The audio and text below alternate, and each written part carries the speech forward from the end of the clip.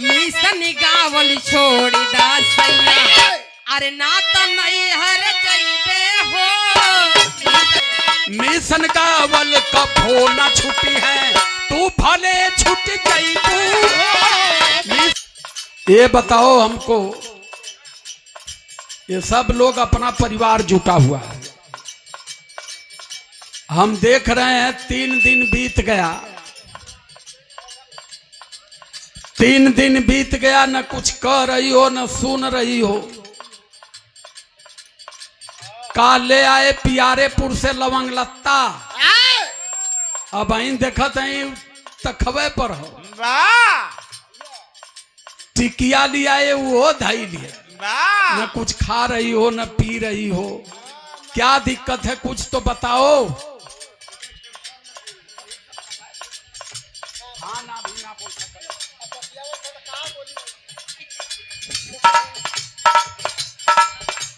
चलो बोलो क्या दिक्कत है, दिक्कत बताओ अपने। का जान खैले हवा, दिक्कत पूछत हवा, नाक में दम कैले हवा एकदम। रुकाओ, का नाक में दम कैले माना तू रोह देबा कि ना हमरा के तीर्थ अपना से। अरे अब कुल समय बीत गई, थोड़ी का बाकी हो। अरे का एकदम पूरा आग लगोले वा देश हवे में। नहीं दिक्कत का दिक्कतिया बतावा। अजी दिक्कत पूछत हवा। हाँ। पूरा देश में मिल के गरियावत है कि कबियावा पगला गइल हो, एकरा दिमाग में गोबर भर गइल बा। हाँ। हे करथवा ये ना। अच्छा चला ठीक बा, देश गरियावत है, गरिया ले बता, तू मत गरिया, तू है समस्या का। समस्या हाँ अपने तो चल जाता झारखंड बिहार गढ़वा नेपाल बहराइच भी रहा गावे, आ दुआरे पुलिस खानी गलत है आया के। अरे तई वैचारिक क्रांति है, मैं तई सब चलत रहा, कहली कोनो से डरैया मत, आवे तो उन्हन से बतिया। मन मरद बड़ा की बरद बरद समझा तो ठीक है, बात हमार दिमाग में नहीं के घुसत। का हो समस्या? समस्या बताओ तनी, सुनो समस्या पूछो तनी तो बताओ तनी, आपो लोग सुनी तनी। मिशन गावली छोड़ी दासैया मने दिक्कत मिशन से है। हाँ तब का मिशन से दिक्कत है ये है। अच्छा मिशन गावली छोड़ी दासैया, समझ में आवा था नहीं तो। अरे कनवा पकड़ के समझावा, कनवा पकड़ के। पटाए ला तू तनी कम बोला, बोलाओ। मिशन गावली छोड़ी दासैया अरे ना तो नहीं हर जइबे हो। मिशन गावली छोड़ी दासैया ना तो नहीं हर जइबे हो।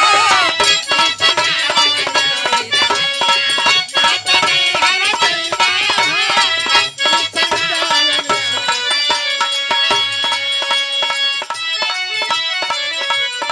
हम ही कहते हैं कुल समय बीत गई, अभी समय तुआर नैहर जाए कहो।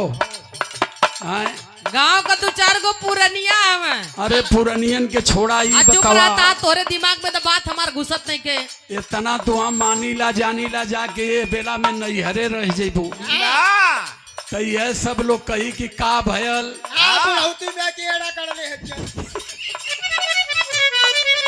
सुनो सुनो एक बात हमारी, का सुनो सुनो मिशन हमारी जिंदगी है, क्योंकि बाबा साहब अंबेडकर यहाँ लाने में अपने 4 बच्चों की बलि चढ़ा दिया, और अब जान करके हम छोड़ दिए तो लाखों लोगों का हौसला टूट जाए। मना है न लोगन पर नाई जिम्मेदारी, खाली रहुए 12 गो मुकदमा 15 गो देके झेलब। देखा क्रांति एक आदमी कराला।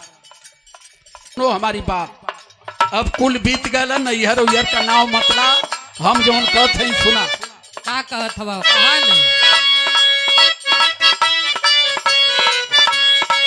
मिशन गावल कभो ना छूटी है, मिशन गावल कभो ना छूटी है, तू भले छूट गई तू।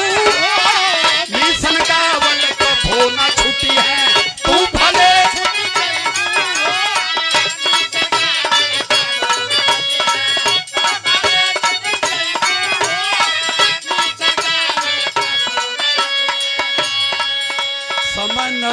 बोला ही नैहर उहर का नाव मतला दूठे भैंस ही कायदे से खियावा पियावा लइकन के स्कूले भेजा हम जवन करत हैं करे।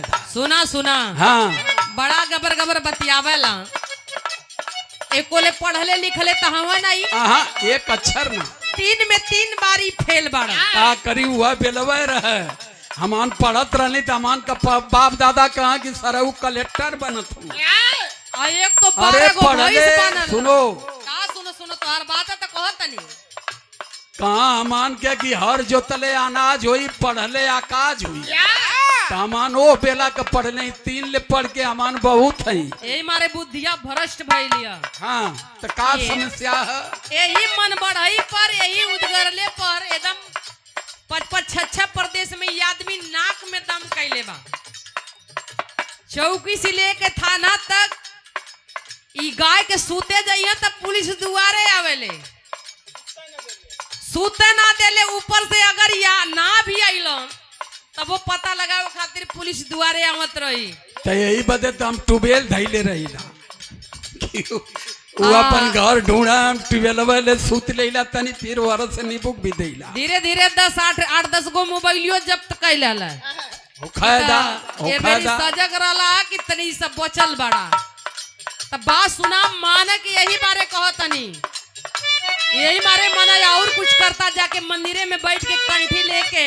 हाँ अगर राम राम करता तो बड़ा बड़ा माल मिलत।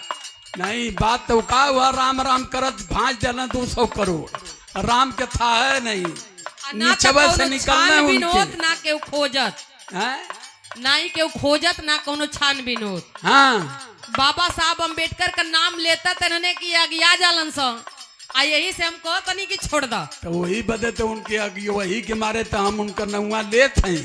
सुना तो हमार तबियत खुलाई ली है ना हमरा के हमार सांस तर ऊपर होती है। अच्छा तो सुना बात के तोहरा काम से हमरो सैया तोहरा काम से हमरो सैया मन बड़ा घबराला हो।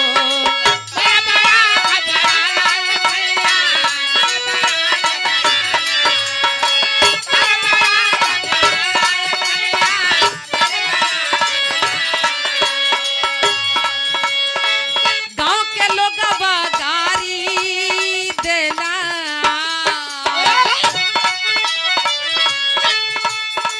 गांव के लोगवा गारी देला मन बड़ा यकुलाला हो।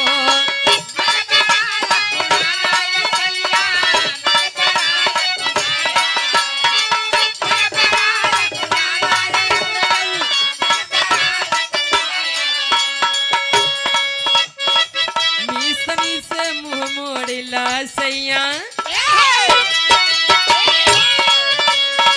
मिसनी से मुंह मोड़िला सैया ना त नहीं हर गईले हो। मिसनी से मुंह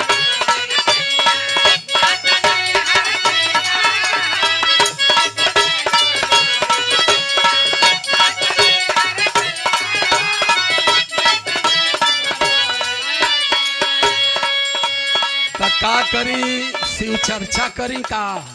अरे कितना बार कहली हाँ कि बड़का एगो कंठी लेला वही पंसारी की दुकनिया से चल के वो फेरी आ बढ़िया वो वाला चंदन वाला वही के लेला रोरी टीका लगा के आराम से कौनो मंदिरे पर बैठबा केहू खोजे पूछे वाला नहीं रही। हाँ नहीं ठीक है काहे न कहते तू ट्रेनिया में घूम घूम जेब करता और ही सस्ता का सुनो का कहत हूँ सुनो ये जीवन का संकल्प है। इधर दरोगा जी बैठल हुआ बड़ा ध्यान से सुनत हुआ इनके ज्ञान भी इच्छा रहल जवाबी गीत के लगी होए ना पोलो धमड़ा कचार में लेकिन यहाँ प्रेम से सुनत हुआ दोनों जाने सुनत है। सुनाई संकल्प हमार हो।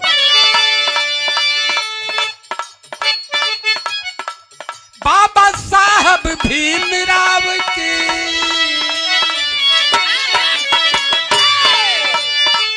बाबा साहब भीमराव के कभो नहीं भुलाई भी हो।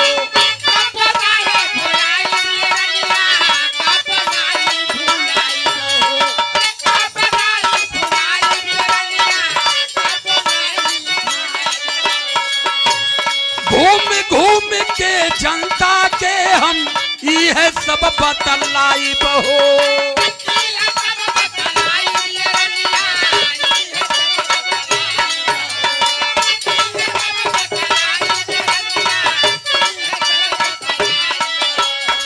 मिशन गावल कभो न छुटी है, मिशन गावल कभो न छुटी है, तू भले छुट जाइबू।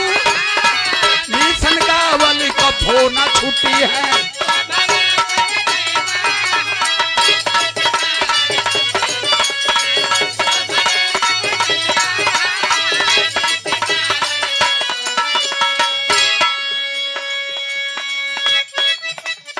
मन तुम्हारी यह ऐठनवा देख के तो हम नैहर जाए के कहते हैं। अरे का नहीं हर जवन तुम्हारा ऐठन हो, ई जवन तुम्हारा कड़ा लिया है, परेशान को के धो देला। ना कहे ना बतिया मानल जी। ऐसा न कि तू जवन कहत हो हमारे समझ में ना आवत हो, दिक्कत है बतिया कहो।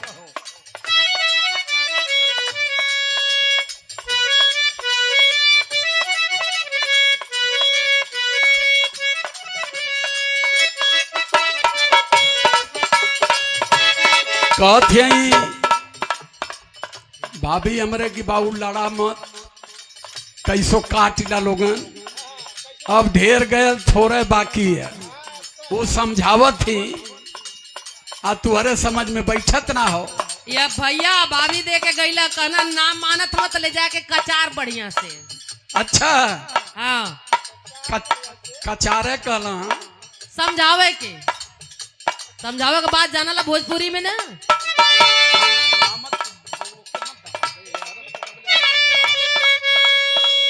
ये भैया भाभी की ओर से बाबा साहब भीमराव के करनी नहीं भुलाई हो।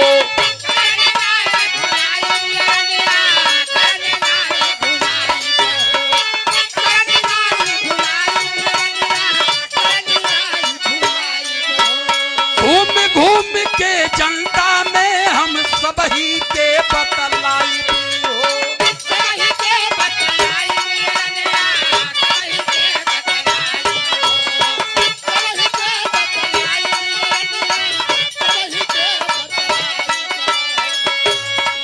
मिशन गावल कभो न छुटी है, मिशन गावल कभो न छुटी है, तू भले छुट जाइबू।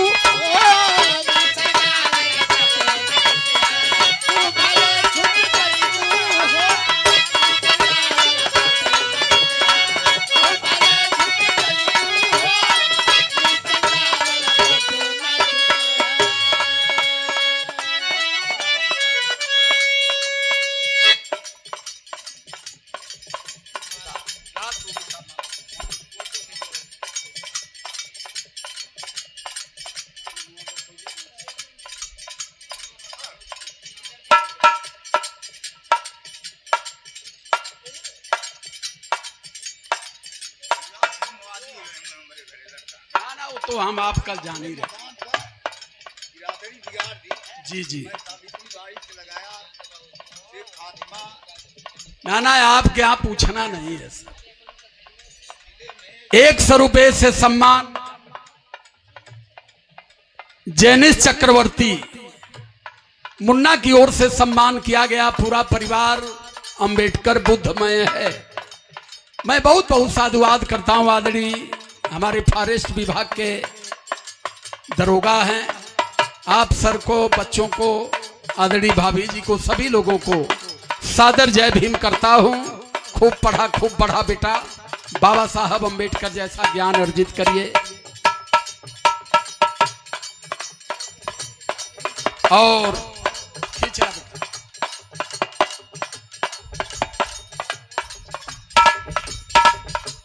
सम्मान किया गया आदरणीय श्री राम बच्चन जी।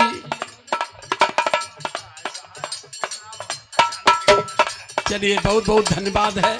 अभी से बच्चा जगा है, आगे चल के काफी परिवर्तन लाएगा। मनराउर कहना हम बा जवन करत तवा उहे करबो। हाँ तुम्हारा है को रहा चाहे जा, माना हम रही चाहे जाई। हाँ अरे भाई तो अरे अब दू चार ठे लू लौजार हो ही गई। बुढ़ौती में पिंडा पानी करबे करिए। छोड़ दे वो यही जन लेके रहिया असर पसर के सुन लो। नहीं तो तू के पिंडा पानी चाहिए कि ना? सुना है हमार दिमाग ना एकदम पैदल हो गए। सुनो सुनो तोहर बात। भाई आई तोहर दूगो भाई पटदार बड़ा नने के तो बना बना किया देखा गल बड़ी। भाई पटदार का नाम मतलब चुप रहा। भाई पटदार जब हमें बेचारे मेहनत करत हमें। हाई एक ठे बेचारा खेती बाड़ी गोरुन चौवन। हाई हम तो मुकदमे देखत हम दिन भर कचहरिया में रहत हम। इन लोगों का बात अरे मत और रणुआ एकदम आफत कइले बा, एकदम नरक कइले बा। अरे ऐसे मत खा। कैसे बोली जी? इनहू का बियाह शादी हुई काहे मेरा गबर को मुंह नहीं है देखिए। ऐसा ना भैया ना मोर बियाह मत करा। इनाई का कायदा इनाई पर वही बमन तुनु तीन ठोरा रह ले। सुन लो नहीं ये सही तत्वार सही ये- जुगाड़ बनौले वालों गाजी कि नहीं कहो जाओ वही पर तीनों चारे इतनी बड़ा ज्ञान कहाँ से पा गईला? अरे महाभारतवा में देखली महाभारतवा में का देखला? काहे और द्रौपदी को पाप छौड़ा रहा। हाँ हां तो ये वह तो- जुगाड़ तुनो लोग बनौले हवा। इनाई का कायदा हमर कुल बिका ले। देखला ये खर खानदान तुहार विकास कइले बा भाई पर्दार। सुन ला जगल हवा पूरा दिमाग का पैदल हम कुल बात सुनी तनी हमार बात सुनी। देवतनी के तू पूजिला सैया,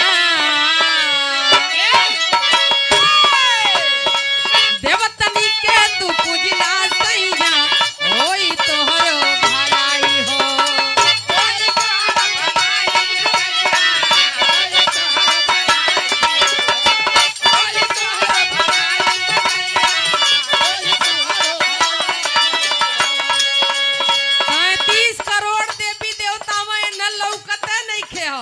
बाप दादा पूजत पूजत भिखमंगा हो गई ना।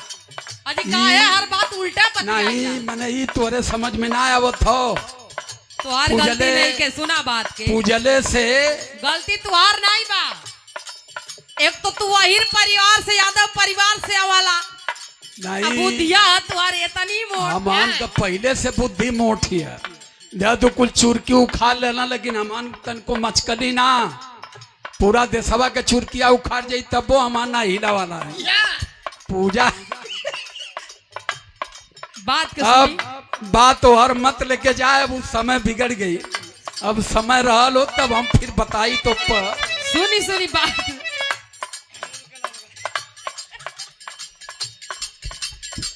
फुलेंद्रो भैया का मजा में ये सम्मान किया गया हमारे फुलेंद्र चंचल भाई की ओर से।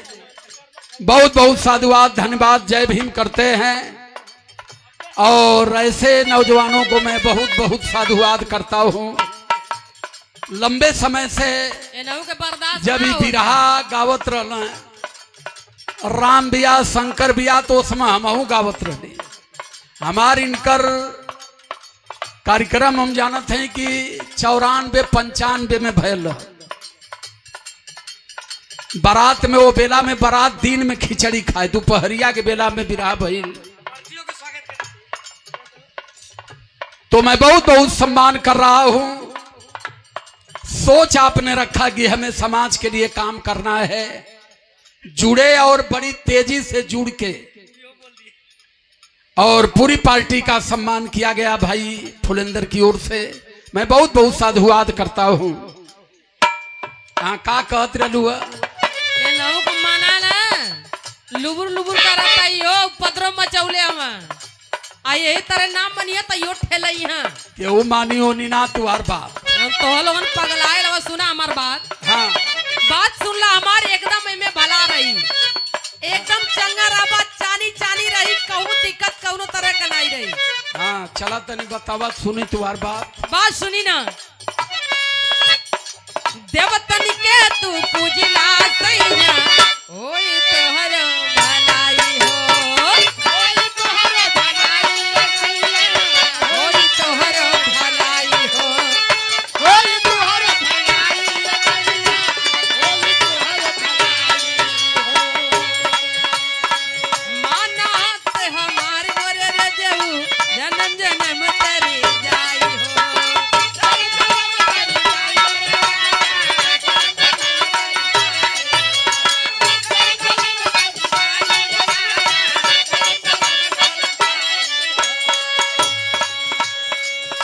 से नाता जोड़िला सैया,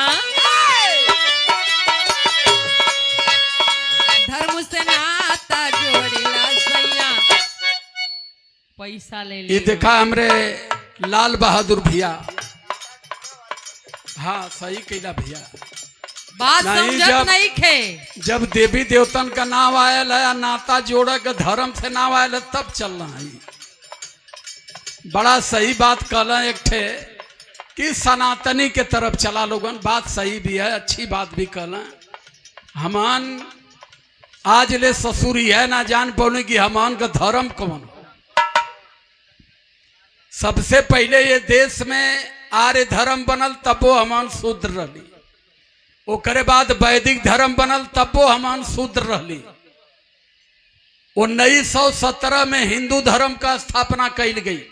1925 में हमान हिंदू बनावल गयल। अब 100 साल हिंदू बनले भयल।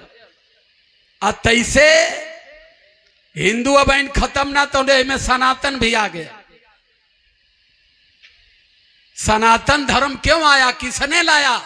जब ललई यादव का मुकदमा 1976 में सुप्रीम कोर्ट में चला, सुप्रीम कोर्ट ने कहा कि हिंदू कोई धर्म नहीं है, पारसी भाषा में हिंदू गाली शब्द है, तो इस कल तो भेद खुल जाई।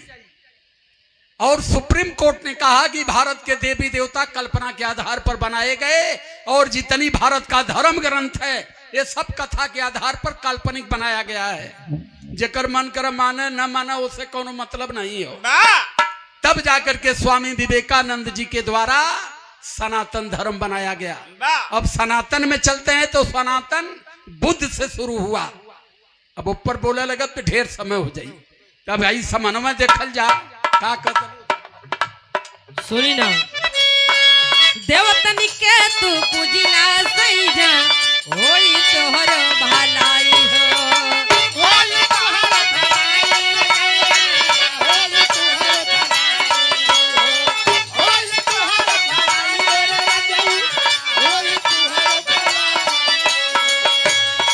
माना बात हमार बोले सैया, जन्म जन्म तर जाई हो।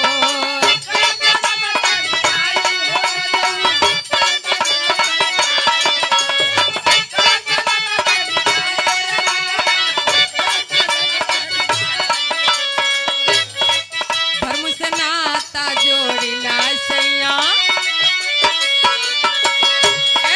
धर्म से नाता जोड़िला सैया, और नाता नहीं हर जइबे हो। धर्म से नाता जोड़िला सैया, नाता नहीं हर जइबे हो।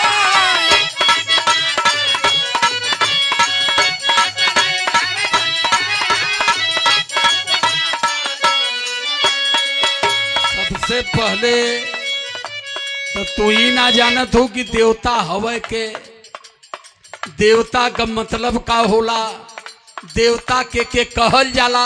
हम देवताओं का ही प्रचार कर रहे हैं। हमारे देवता कौन हैं? जिनके देवता वो हम उनके छोड़ा, जो हम लोगों के देवता हैं, हमारी देवताओं की बात सुनो। कहल का चाहता नहीं साहब, सब बताई ना। बुद्ध कबीर रैदास के रनिया, जन जन्म में बतलाई भी हो।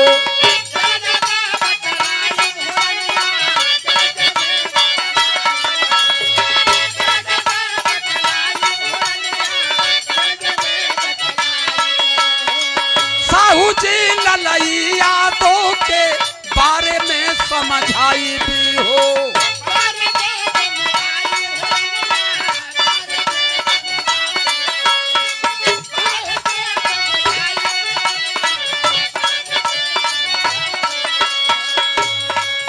हमारे देवता बुद्ध कबीर रैदास अम्बेडकर ललई साहू हैं, जिन्होंने पूरा जीवन हमारे ऊपर समर्पित करके हमें हक हकूक में मजबूत किया। आई बर्मा विष्णु महेश से कुछ ना दे, खाली ले हलें। कभी पान फूल बतासा, कभी नरियल चुनरी, कभी खस्सी भेड़ा, कभी मुर्गा मलाई, बराबर घींचत रहला। देहला का वही ले कोनो पता नहीं चला। देने वाले जो हमारे देवता हैं, बुद्ध कबीर रैदास अम्बेडकर कांसी राम ललई साहू, ये हमारे देवता। हमें अपने देवताओं का प्रचार करना चाहिए। सुनो, सीमा राजकुमारी न छुटी है, सीमा राजकुमार न छुटी है, तू भले छुट जाई तू